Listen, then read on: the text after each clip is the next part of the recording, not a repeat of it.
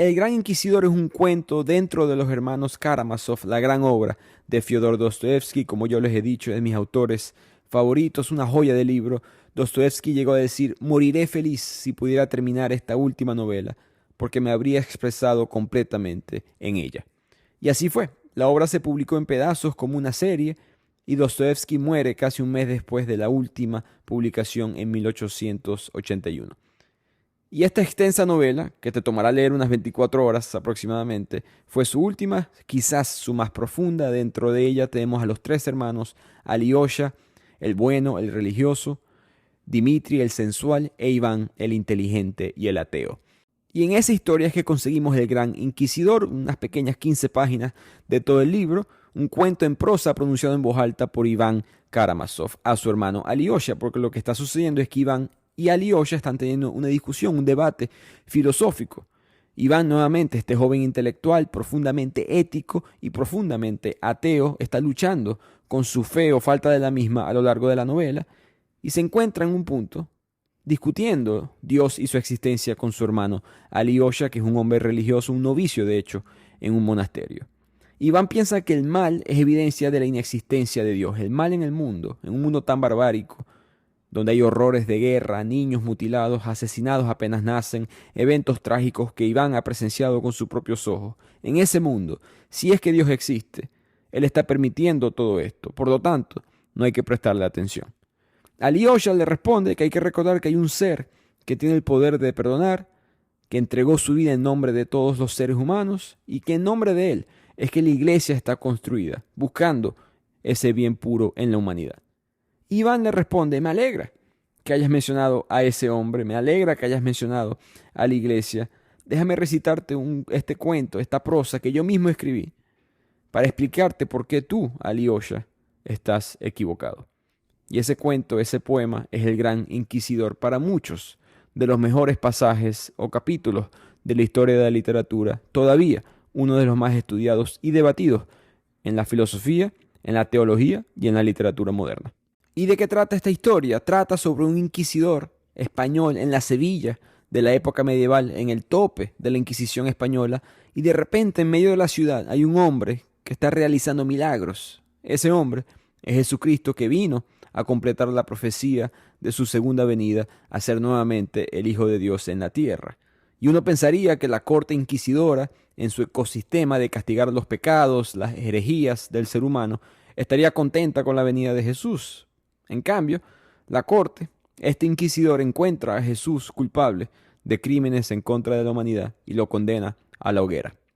Antes de castigarlo a Jesús, el inquisidor criticará y le explicará a Jesús por qué está siendo condenado, y esta interacción entre ambos se convertirá en uno de los pensamientos más profundos sobre el cristianismo y la sociedad moderna.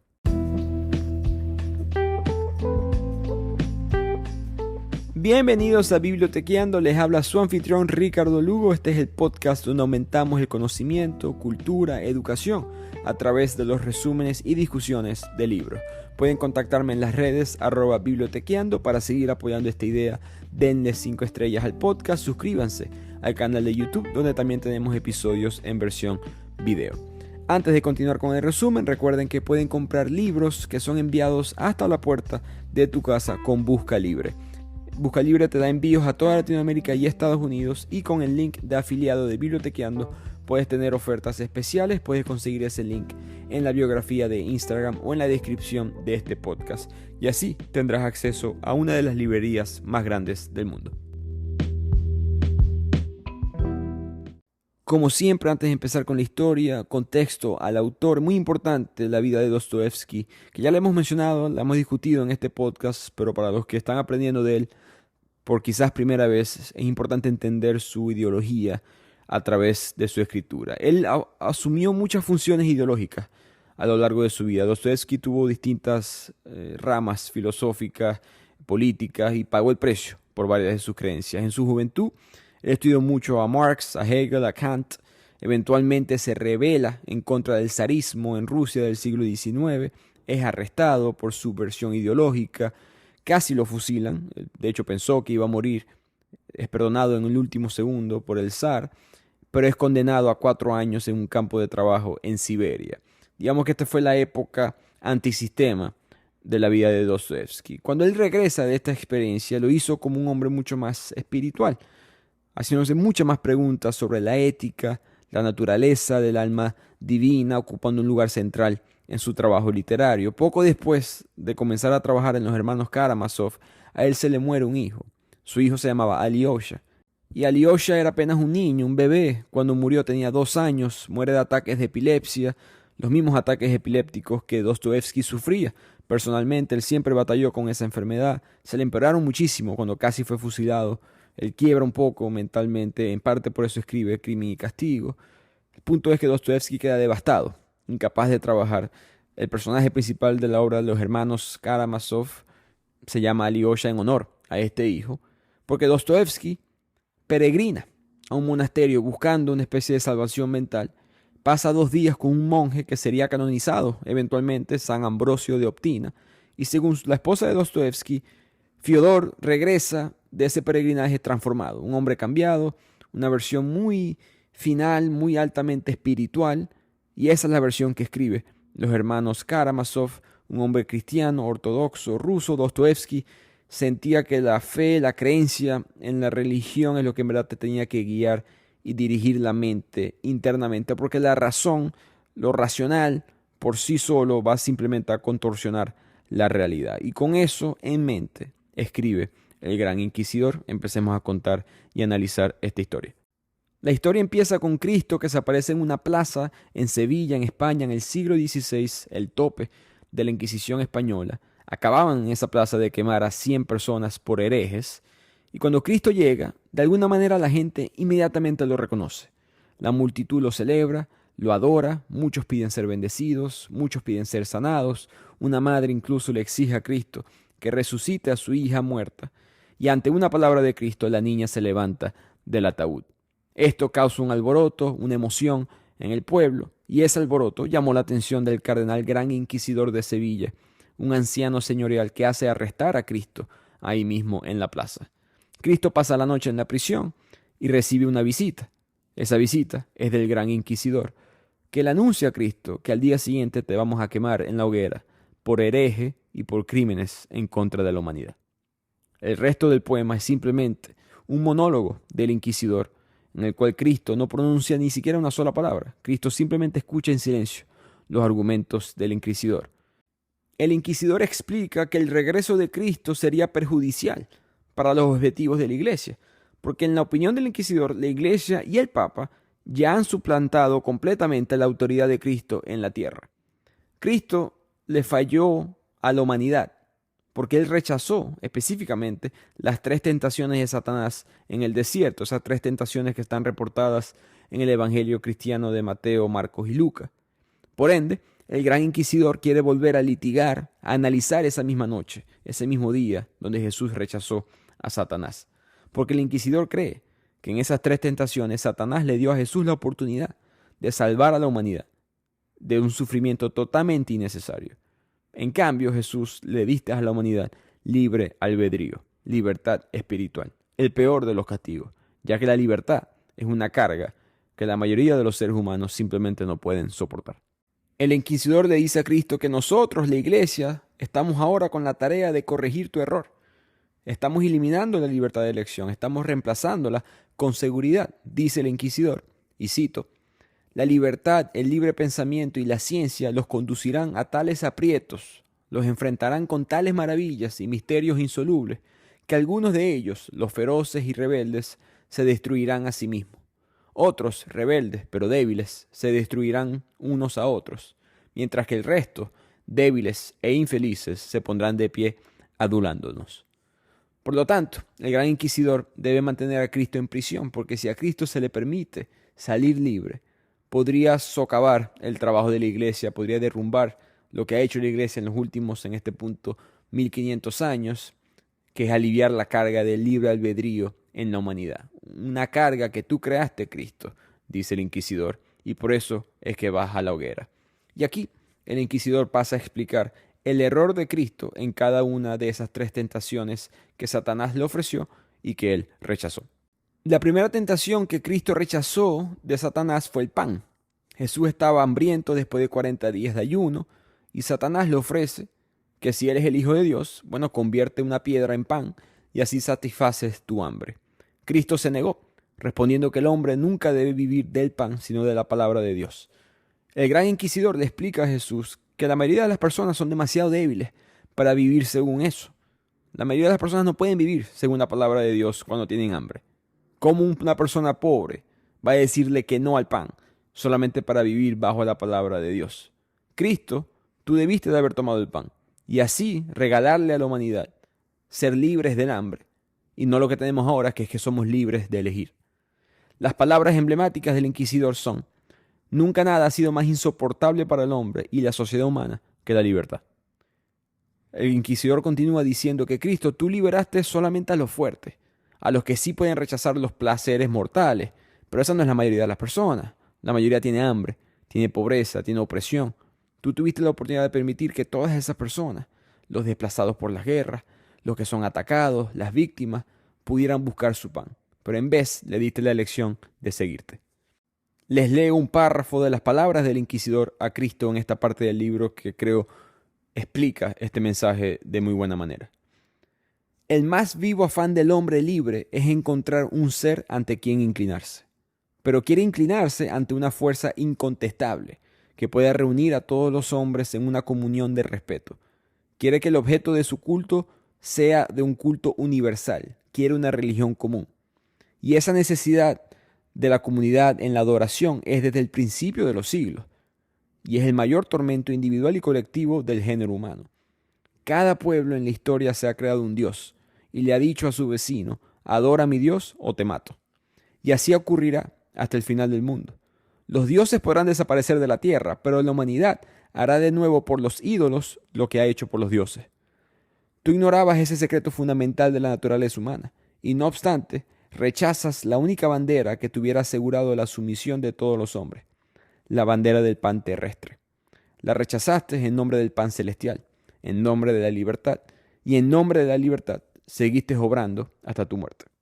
Pasemos ahora a la segunda tentación, que fue la de realizar un milagro. Satanás colocó a Cristo en la cima de un monte muy alto, al borde de un precipicio, y le dijo: demuestra que eres el Hijo de Dios, salta, brinca. Porque las Escrituras dicen que Dios ordenará a sus ángeles que te protejan. Cristo se negó, diciéndole a Satanás que no se puede tentar a Dios. Satanás simplemente se va del monte en la historia, pero el gran inquisidor le dice a Cristo que tú debiste de haber saltado. Tú debiste de haberte arrojado al vacío, porque la gente necesita un milagro. La mayoría de las personas necesita ver lo milagroso para estar contenta con su propia fe. Nuevamente, no entendiste eso del ser humano y ahora tenemos que tener ese peso encima. Finalmente llegamos a la tercera tentación, que fue el poder. Satanás le muestra a Cristo todos los reinos del mundo y le ofrece el control sobre todos esos reinados. Cristo se negó nuevamente y el gran inquisidor le dice a Cristo: tú debiste de haber tomado el poder. Nos diste confusión de pensamiento libre en vez de darnos un reino unido, en el cual todos tenemos que adorar a Dios absolutamente, en el cual todos teníamos que seguirte. Y al tener que hacerlo, estamos seguros que estamos haciendo lo correcto.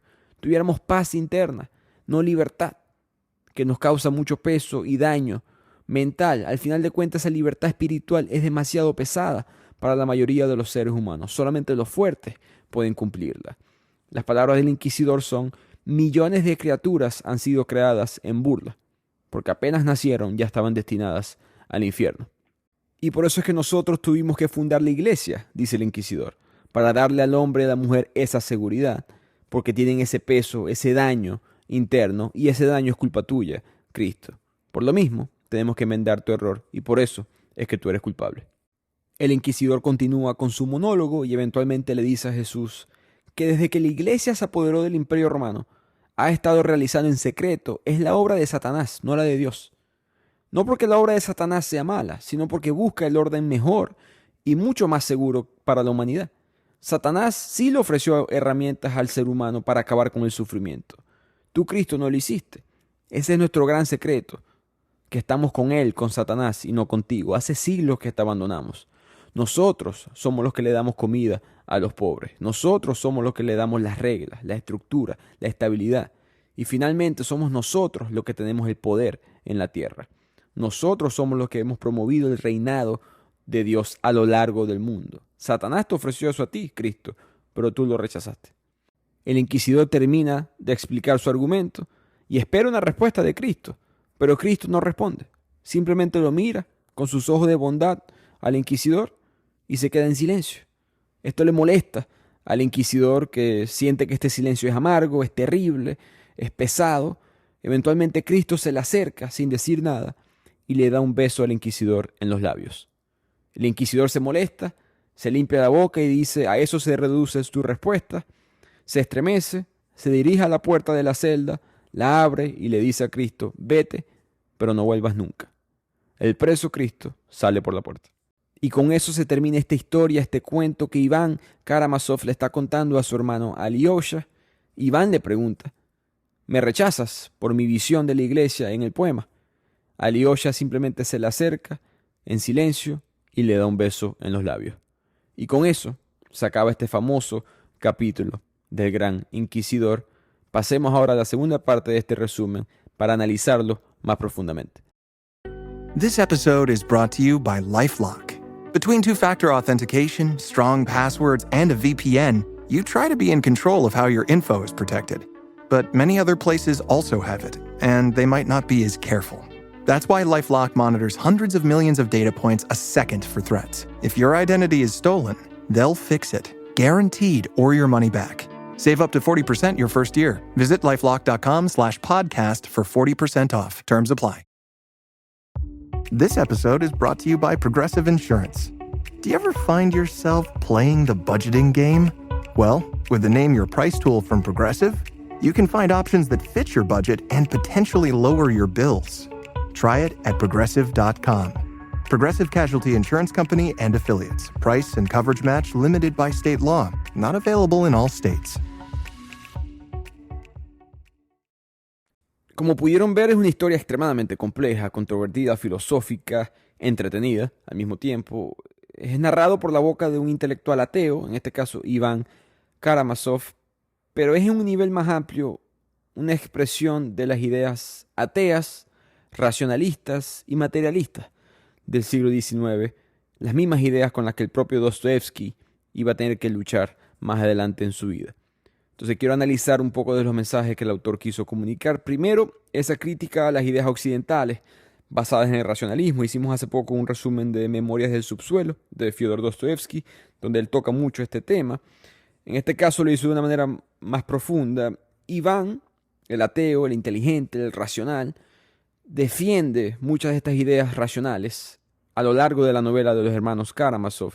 Ideas que estaban empezando a penetrar la mente de los intelectuales rusos, entre ellos Dostoyevsky en su momento.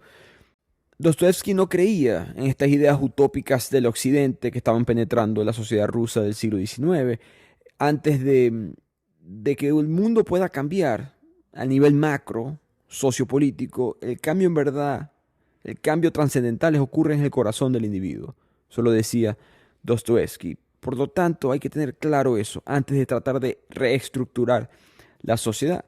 Él lo que estaba viendo era que estos reformadores, estos idealistas revolucionarios, estaban poniendo la riqueza material, la seguridad, la comodidad, antes que la libertad espiritual. Y eso es actuar como el gran inquisidor en el poema. Sí, la libertad espiritual es una carga inmensa, quizás la más grande que tiene la humanidad. Saber qué hacer correctamente. Y cuando digo espiritual, quizás piensen de una manera más filosófica, ¿no? Moral, ética. Por lo tanto, tratar nosotros de aliviar esa carga con estas ideas racionales, con estos sistemas nuevos sociopolíticos, y así estén motivados por la simpatía por los que sufren, siempre van a estar incorrectos, siempre van a fracasar. El ser humano merece su libertad, con sus dolores. Déjalo así, porque lo que sea que vendrá después va a ser peor. Muchas personas analizan esta parte o este mensaje del gran inquisidor como una crítica, yo lo considero mejor dicho una profecía, a lo que iba a venir en Europa después de la muerte de Dostoyevsky. El comunismo, el nazismo, el fascismo, todas estas cosas llegaron y todas ofrecían un sustituto a la religión, todas ofrecían un cambio racional que tenía sentido, un cambio no religioso, que por supuesto terminó siendo 1000 veces peor que cualquier cosa anteriormente. Recordemos ese largo párrafo en la primera tentación del gran inquisidor, que el hombre se va a conseguir con tales maravillas, con tales aprietos, con tantos misterios insolubles, que muchos de nosotros nos vamos a destruir a nosotros mismos. Para mí, esa profecía de Dostoevsky, quizás accidental, porque no es el punto del poema, pero existe, está ahí, es una de las cosas más impresionantes de ese capítulo. Recordemos además que viene de la palabra o de la pluma de un ex radical ruso que se aleja del mundo racional. En el caso de él fue un mundo quizás más conectado al socialismo, pero la enseñanza aplica para cualquier tipo de ideología. Entonces eso para mí es el primer mensaje. Creo que muchas personas leen esta historia y si no tienen el contexto del resto del libro de los hermanos Karamazov o el resto de la historia personal, política de Dostoevsky, no entiendes quizás que Dostoevsky no está del lado del gran inquisidor, está del lado de Cristo. Está del lado de la persona que es libre, con sus dolores, con su sufrimiento. Es mejor eso a que venga un sistema y diga por ti, yo decido qué es lo mejor para ti. Dostoevsky se dio cuenta que ese supuesto racionalismo, esa supuesta solución utópica no iba a funcionar en el ser humano. El segundo punto a analizar es la crítica a la Iglesia Católica. El Gran Inquisidor, este es un personaje creado por Iván Karamazov y es su creación, su racionalización de cualquier institución que le está tratando de quitar esa libertad espiritual a un individuo, pero a cambio le quiere dar un mundo con menos sufrimiento. Eso es algo bueno para Iván, es racional, algo malo para Alyosha o para nuestro autor Fyodor Dostoevsky. Recordemos que hay sutiles pero importantes diferencias entre la Iglesia Católica y la Iglesia rusa ortodoxa. Entre ellos es la estructura, digamos, política dentro de la Iglesia. La Iglesia ortodoxa no tiene un papa. Cada iglesia dentro de la misma es autónoma, mientras que la católica es extremadamente centralizada, muy jerárquica por naturaleza. Y Dostoevsky representa esa estructura de reprimir, de orden, de poder más efectivamente controlar tanto a las personas dentro de la iglesia como los creyentes a través de la Inquisición española. Quizás su mejor herramienta a través de la historia para controlar a la sociedad. En parte, eso viene de Dostoevsky ser, por supuesto, un cristiano ortodoxo, pero recordemos que él está, de joven, él se rebela en contra de la institución feudal que había en Rusia. Y en mi humilde opinión, Dostoevsky, él veía el feudalismo, después veía a la iglesia y veía lo mismo. Él veía esta justificación teológica para manipular a la población, ¿no? Manipular los misterios sagrados, las escrituras, para mantener el control sobre el rebaño, una institución muy jerárquica, con represión política, muy parecida a la de los zares. Él veía similitudes entre ambas estructuras, por lo tanto él elige a la Iglesia Católica, uno para conectar esta realidad espiritual, religiosa, y dos, para representar a otras estructuras políticas que pudieran venir más adelante. Creo que la Iglesia Católica no es simplemente la Iglesia Católica, ya también son la imagen de un gobierno, de una institución política, de cualquier entidad que quiera limitar el libre albedrío de una persona para, en teoría, entregarles un mundo mejor, un mundo con menos sufrimiento. Recordemos que la frase del inquisidor dice, no estamos contigo, Cristo, sino con Él, y ese Él es Satanás.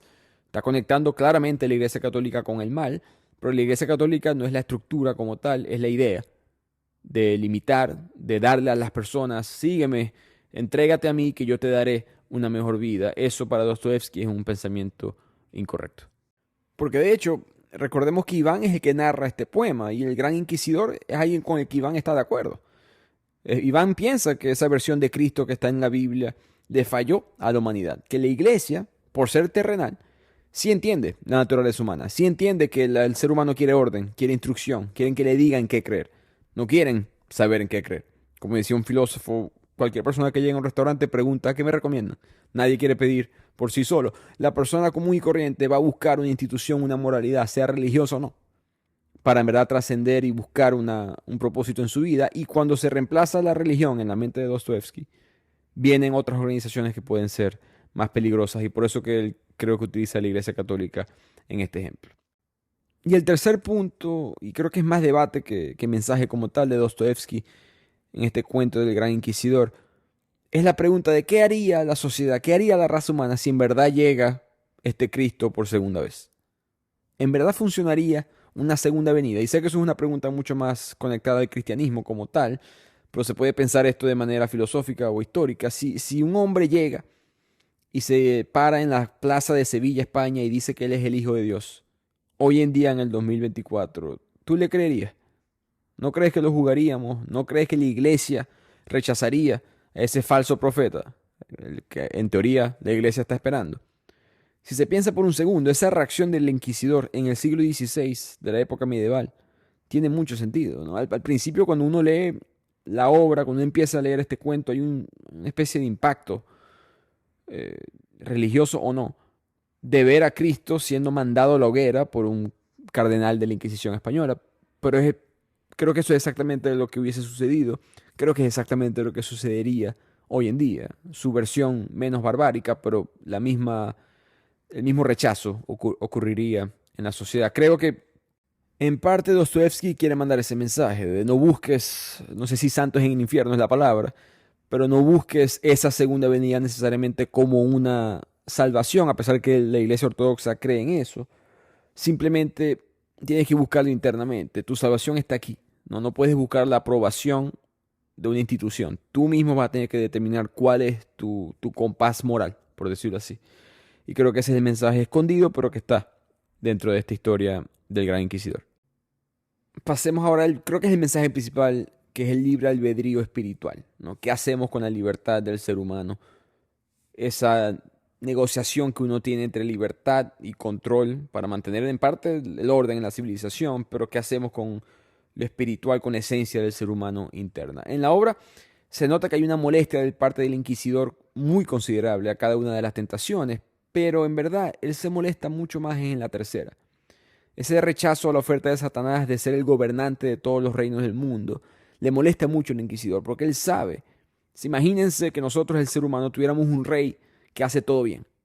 En tu país hay un presidente que no se equivoca. Hay un presidente que siempre va a tener la razón, que sabe que va a hacer lo mejor por ti y siempre te va a dar el plan correcto. ¿No sería más fácil vivir en ese mundo comparado con vivir en el mundo moderno? Entonces, el cura, el cardenal, el inquisidor se molesta mucho con esa decisión de rechazar a Satanás con la tercera oferta. En el aspecto espiritual, creer en Cristo no es suficiente, ¿no? Ahora tienes que tú, con tu libertad, con tu libre albedrío, interpretar cada parábola, cada mensaje, cada oración, cada creencia. Eres tú quien decide si acepta a Jesús o no. No es coincidencia que en el Evangelio, en la misa, en una misa católica, la única parte en la cual el cura en verdad habla con su propia opinión es explicando la Escritura, explicando el Evangelio. Es lo que el inquisidor decía que tenía que hacer la iglesia. Te estamos diciendo qué hacer. Porque si te dejo a ti a que leas la Biblia y tú interpretes cada versículo, no vas a poder con el peso psicológico, con el peso moral, con el peso espiritual. Por lo tanto, déjame yo decirte qué es lo que este evangelio significa. Eso para Dostoevsky está mal. Tienes que dejar que la persona interprete las cosas por sí solas. Es por supuesto un mensaje, una metáfora que, como mencioné, se puede utilizar a través de distintos ejemplos o sistemas. Dostoevsky siempre lo advirtió, que el mundo racional va a ser peor que el mundo espiritual. Cuando se elimine esa creencia humanística, el pecador no va a saber que peca. En ese mundo racional, el que esté cometiendo una atrocidad no sabe que está cometiendo una atrocidad. En este mundo espiritual, quizás ocurran más atrocidades, pero sabemos que la estamos haciendo. Porque cuando el mundo se aleje de lo trascendental que es el ser espiritual, el mundo va a estar perdido. Es lo que pensaba Fyodor Dostoevsky. Cuando yo escucho esa frase, de una vez pienso en Nuremberg, en los juicios de los oficiales de la Gestapo, de la Alemania nazi, que se justificaron. Ellos nunca pensaron que hicieron nada malo. Ellos simplemente estaban obedeciendo órdenes, que es exactamente lo que Dostoevsky dijo que iba a pasar. Que eventualmente iba a venir ideologías terrenales, ideologías que iban a sustituir el símbolo, en el caso de Dostoevsky, el símbolo de la cruz por unos símbolos, la suástica nazi, el martillo del comunismo. Esos nuevos símbolos iban a terminar siendo una nueva ideología. Y dentro de esa ideología que te está revelando qué nombre de esa ideología, lo que sea que hagas es lo correcto, no hay límite al daño que se puede hacer. Y si son como yo y pensaron, bueno, y las cruzadas de la Iglesia Católica, bueno, ese es el punto de Dostoevsky, fue la Iglesia Católica. Es tú internamente que tienes que decidir. Si tú tienes esa interna guía espiritual, no cometerías ese error. Es solamente a nivel institucional, es solamente a nivel terrenal que ocurren esas tragedias. No creo que sea ético para mí tratar de interpretar en una versión del 2024 lo que Dostoevsky pensara de este mundo. Pero creo que si él nos pudiera advertir sobre algo, creo que su mensaje final sería que ten cuidado con cualquier solución utópica en la sociedad, ¿no? Cualquier mensaje de danos tu voto, danos tu confianza, dame tu libertad. Yo te hago feliz a ti. Los creyentes van a hacer caso, pero ten cuidado en cuál va a ser esa creencia. Pasemos ahora a analizar el final de este cuento en el cual Jesús le da un beso al gran inquisidor y Alyosha le da un beso a su hermano Iván. Creo que ese beso entre Jesús y el inquisidor se puede interpretar desde el punto de vista de Dostoevsky de distintas maneras. Primero, el triunfo de la fe y el amor sobre lo racional, ¿no? Sobre las palabras. Esta creencia de que Jesús o de que Cristo, que representa este mundo espiritual, son unas creencias que trascienden las palabras de los meros mortales. Y un gesto puede explicarlo mejor. Como que Jesús le gana el debate al inquisidor solamente dándole un beso. No habían palabras racionales en este mundo para explicarlo, tendrías que hacer una acción. Creo que eso también se conecta con el mensaje de que Cristo se enfoca en acciones, no en palabras. Al mismo tiempo hay un mensaje muy importante que es la conexión de este beso de Jesús con el inquisidor, con Jesús y Judas. Recordemos que Judas, en las escrituras bíblicas cristianas, el día que traiciona a Jesús, lo hace besándolo. Judas manda la señal para que los demás soldados, también en una época pretecnológica, para saber quién es Jesús físicamente, Judas le da un beso en los labios a Jesús y esa era la señal para que lo metieran preso, eventualmente lo crucifican. Quizás Dostoevsky está mandando un mensaje de que Jesús volvió a saludar, a darle un beso a su nuevo Judas. Recordemos que él llega en una plaza en Sevilla en el siglo XVI con la Gran Inquisición española. Está regañando a la iglesia. Sentí yo un poco Jesús con ese beso. No solamente es amor, no es solamente trascender con las palabras espirituales, o mejor dicho, con las acciones, perdón, espirituales sobre las palabras racionales. También hay un mensaje de yo sé quién eres tú, inquisidor. Eres mi Judas, aún así te perdono, ¿no? Y creo que ese es parte del mensaje cristiano que Dostoevsky creyó, especialmente hacia el final de su vida. Y en el caso de Alyosha, cuando le da el beso a su hermano Iván, creo que eso es un mensaje de, Iván, no me ganaste el debate, yo simplemente voy a seguir a la persona con la cual yo creo. Él le dio un beso al inquisidor, él lo perdonó, bueno, yo voy a hacer lo mismo contigo. No te rechazo, no te odio como hermano, te quiero, pienso que estás equivocado y te lo voy a demostrar con este beso. Creo que Jesús y Alyosha son personas muy parecidas porque Dostoevsky, recordemos, tiene a su hijo de 2 años que muere poco antes de empezar a trabajar en esta obra y le da el nombre de su hijo a este personaje de Alyosha. Él conecta la bondad, digamos, del mundo con él mismo y creo que por eso es que esta conexión espiritual Cristo-Alyosha. Y finalmente yo sé que Dostoevsky es un genio porque lo fue.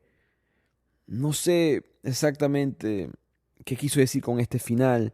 Hay muchas maneras de interpretarlo. Yo veo dos principalmente. Al final, después de que Cristo besa al inquisidor, el inquisidor se molesta, abre la puerta de la celda y le dice a Jesús, vete y no vuelvas más nunca. Y Jesús simplemente en su silencio camina y se aleja. Y ese es lo último que sabemos de Cristo en esta historia. Ahí creo que hay un mensaje muy profundo, muy importante, de que a pesar de que la iglesia, representada por el inquisidor, te está diciendo, entrégame tu libertad, tú no lo tienes que hacer. La puerta está abierta. No, ese mundo de la salvación, ese mundo que ellos te están ofreciendo, que te piden tu obediencia, ellos a cambio te van a dar estructura, esa es tu decisión. Tú no tienes por qué hacerlo. Te van a dar una ilusión de que no puedes. Ese peso emocional, espiritual que hemos mencionado en este resumen existe, pero hay maneras de tú procesarlo y no siempre tienes que entregárselo a la iglesia, en este caso representado por el gran inquisidor. Creo que eso es un mensaje. Y segundo, el hecho de que Cristo al final no es quemado, que el mismo cardenal se arrepiente. Creo que hay un límite, nuevamente, de lo que la iglesia puede o no puede hacer. Al final de cuentas, la iglesia es mortal, no puede quemar a Jesús. Sería solamente un acto nuevamente mortal parecido al que haya sido crucificado. Creo que Dostoevsky estaba mandando ahí otro mensaje nuevamente, claramente religioso, pero que se puede interpretar de distintas maneras filosóficamente. Y con eso llegamos al final de este resumen y análisis de este episodio, de este cuento dentro de los hermanos Karamazov del Gran Inquisidor. Un mensaje extremadamente profundo, con muchas capas intelectuales, que quizás te deja con más preguntas que respuestas. Y por lo mismo, yo voy a cerrar este episodio con una de mis frases favoritas de los hermanos Karamazov. Sabemos todas las respuestas, son las preguntas las que no sabemos.